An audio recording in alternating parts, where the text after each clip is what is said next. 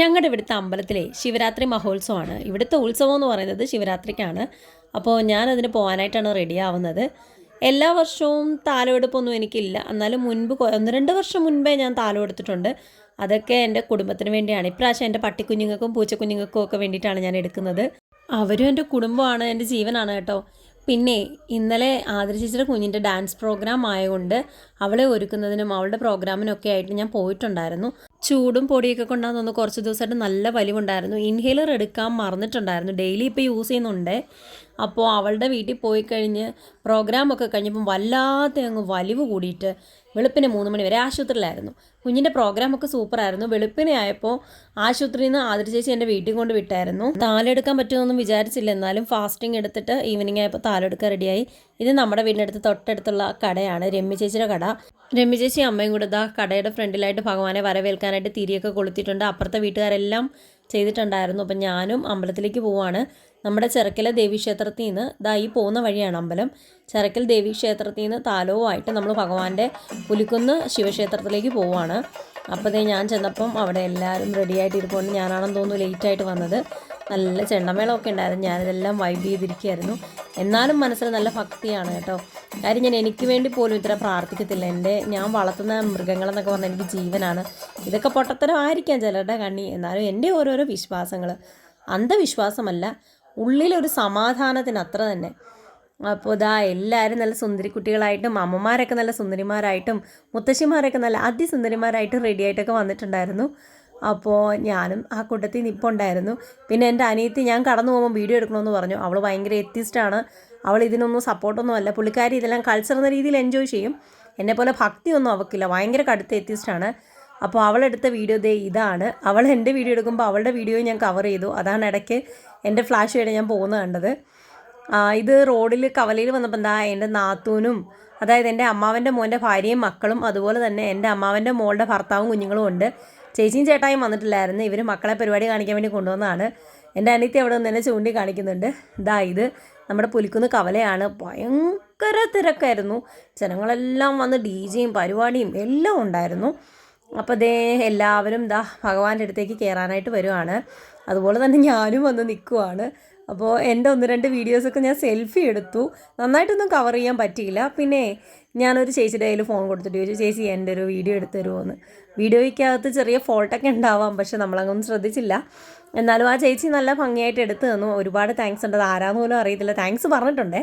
പിന്നെ അമ്മമാരുടെ കൊട്ടും ശിങ്കാരിമേളവും ഒക്കെ ഉണ്ടായിരുന്നു. അപ്പോൾ അതൊക്കെ നമ്മൾ ഭഗവാന്റെ അടുത്തേക്ക് കയറി.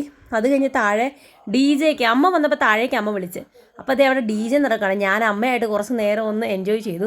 ഇത് കണ്ടോ, ഈ ഒരു അച്ഛൻ്റെ അമ്മയുടെയൊക്കെ ഡാൻസ് കണ്ടോ? എല്ലാവരും മതി മറന്ന്, പ്രായം മറന്ന്, ജാതി മറന്ന്, മതം മറന്ന് തുള്ളുവാണ്. എല്ലാ മതക്കാരും ഒന്നിച്ചൊരു പരിപാടിയാണ്. പിന്നെ നമ്മുടെ ആർമിക്കുട്ടികളാണ് ഇവർ നിൽക്കുന്നത്. അവർക്ക് എന്നെ മനസ്സിലായി. അവർ വിളിച്ച് ഡാൻസ് കളിക്കാൻ ചേച്ചിയെന്ന് പറഞ്ഞു. അങ്ങനെ ഞാൻ കുറച്ച് നേരം അവരുടെ കൂടെ പോയി തുള്ളി. പിന്നെ പാട്ടിട്ടാൽ നമുക്ക് പ്രായമോ വണ്ണമോ ഒന്നും ഒരു വിഷയമേ അല്ല. നമ്മൾ അടിച്ചു കുളിക്കും. അത് നാടാണോ വീടാണോ ആരെങ്കിലും നമ്മളെ അറിയുമോ, നമുക്ക് നാണക്കേടുണ്ടോ, അതൊന്നുമില്ല. പിന്നെ അവിടെ ആമ്പിള്ളേരൊക്കെ DJ കൂടുന്നുണ്ട്. അതിനിടയ്ക്കൊന്നും പോയി ഞാൻ തുള്ളത്തില്ല. അതൊക്കെ എനിക്ക് ഭയങ്കര ബുദ്ധിമുട്ടുള്ള കാര്യമാണ്. നമ്മൾ പെൺപിള്ളേരുമായിട്ടുള്ള വൈബും കാര്യങ്ങളൊക്കെ മാത്രമേ ഉള്ളൂ കേട്ടോ. ഇതെന്നെ ഏറ്റവും ചിരിപ്പിച്ചൊരു കാര്യമാണ്. ഈ കുട്ടാപ്പി ആരാന്നൊന്നും അറിയത്തില്ല. അതിനിടയ്ക്ക് കണ്ടതാണ്. ഞാനിത് ഫണ്ണിയായി തോന്നിട്ട് വീഡിയോ എടുത്തു. അത് കഴിഞ്ഞ് പ്രസാദ കൂട്ടിന് വേണ്ടിയിട്ട് ഞാൻ അമ്മയായിട്ട് ഓടുന്ന ഓട്ടമാണ് ഈ കാണുന്നത്. DJ കഴിഞ്ഞാൽ ജനം ഇങ്ങോട്ട് ആർത്ത് കയറും. പിന്നെ ഒരു തരി ചോറ് പോലും കിട്ടത്തില്ല. അതുകൊണ്ട് ഞാനും അമ്മയും കൂടെ അങ്ങോട്ട് പോയി ഉള്ള സമയം കൊണ്ട് ചോറൊക്കെ മേടിച്ച് ഒരു മൂലയ്ക്ക് വന്നതാ ഇരുന്നു സമാധാനത്തോടെ. അമ്മയ്ക്ക് ഭയങ്കര സന്തോഷമായ കാര്യം. പ്രസാദം എന്ന് പറഞ്ഞാൽ അമ്മയ്ക്ക് ജീവനാണ്. പിന്നെ എനിക്ക് വലിയ താല്പര്യമൊന്നുമില്ല. എന്നാലും ഞാൻ കഴിച്ചു, വിശന്നിരിക്കുകയായിരുന്നു. ഇതുപോലെ പറമ്പിൻ്റെ മൂലയ്ക്ക് വന്നിരുന്ന് ചോറൊക്കെ ഉണ്ണണം. ഇതൊക്കെയാണ് നാട്ടിൻപുറങ്ങളിലെ ഉത്സവത്തിൻ്റെ പ്രത്യേകത.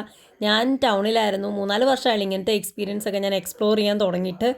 പിന്നെ എനിക്ക് എന്ത് ആഹാരത്തിൻ്റെ കൂടെ മോരുണ്ടെങ്കിൽ ഭയങ്കര ഇഷ്ടം. ഇതിനകത്ത് മോരില്ലാത്തതിൻ്റെ വിഷമം എനിക്ക് നന്നായിട്ടുണ്ടായിരുന്നു. ഇത് ഞങ്ങളുടെ പപ്പട ചേച്ചി, ഞങ്ങളുടെ അതിലേക്ക് പപ്പടം കൊണ്ടുവരുന്ന ചേച്ചിയാണ്. വീഡിയോ എടുക്കുന്നതിൻ്റെ വഴക്ക് പറഞ്ഞ്.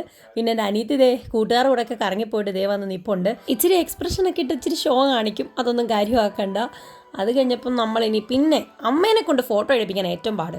അമ്മയോട് ചിരിക്കാൻ പറഞ്ഞാൽ ചിരിക്കില്ല. ഭയങ്കര നാണമാണോ എന്നൊന്ന് പറഞ്ഞ് ഞങ്ങൾ ട്രൈ ചെയ്യിപ്പിച്ചു. ഒരുവിധമൊക്കെ ഫോട്ടോയ്ക്കൊക്കെ പോസ് ചെയ്തു. അതിനിടയ്ക്ക് നമ്മുടെ കൂട്ടുകാർ മൈഥിലി, പിന്നെ നമ്മുടെ കൂട്ടുകാർ യമുനയുടെ അമ്മ കുഞ്ഞുമോളമ്മ, ഇവരെയൊക്കെ കാണാൻ പറ്റി.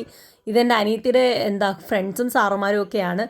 നമ്മുടെ നാട്ടിൽ ബന്ധുജനങ്ങളെയും എന്താ പറയുക എല്ലാ ബന്ധുമിത്രാദികളെയും കാണാൻ പറ്റുന്ന ഒരു വേദി ഒരു അവസരം എന്ന് പറയുന്നത് നമ്മുടെ ഇവിടുത്തെ ഉത്സവങ്ങൾ മാത്രമാണ്. എല്ലാ ആൾക്കാരും വരും, നാട്ടുകാരും വീട്ടുകാരും ബന്ധുക്കളും സുഹൃത്തുക്കളും എല്ലാം. അതൊക്കെ നല്ലൊരു വൈബായിരുന്നു കേട്ടോ. അതിനിടയ്ക്ക് അമ്മയുടെ കൂട്ടുകാരിമാരെയൊക്കെ കണ്ടുപിടിച്ച് ഭയങ്കര വർത്താനമായിരുന്നു. ഇതാണ് അമ്പലപ്പറമ്പ് കേട്ടോ. അവിടുന്ന് ഇവിടുന്നൊക്കെ വെളിച്ചം വരുന്നതുകൊണ്ട് ഒന്നും ക്ലാരിറ്റി ഒന്നും ഉണ്ടായിരുന്നില്ല. പിന്നെ ഇതേ ഗാനമേള ഇവിടെ നടപ്പുണ്ടായിരുന്നു. അത്യാവശ്യം നല്ലൊരു ടീമായിരുന്നു കേട്ടോ. ഇതെല്ലാം കഴിഞ്ഞ് ഞാനും അമ്മയും പതുക്കെ അധികം നേരം സ്പെൻഡ് ചെയ്തില്ല. പട്ടിക്കുഞ്ഞുങ്ങൾ വീട്ടിൽ ഒറ്റയ്ക്കാണ്, അതുകൊണ്ട് ഞങ്ങൾ പെട്ടെന്ന് തിരിച്ചു പോരാനുള്ള പരിപാടിയായി. ഒരു 11 ആയപ്പോൾ ഞങ്ങൾ പോന്നു. ഇത് കണ്ടോ നമ്മുടെ ആർമിക്കുട്ടികളാണ്. അമ്മ അവരുമായിട്ട് വിശേഷങ്ങളൊക്കെ പങ്കിടുവാണ്. അത് കഴിഞ്ഞ് ഞാനും അമ്മ എന്തേ പതുക്കെ തിരിച്ചു പോന്നു.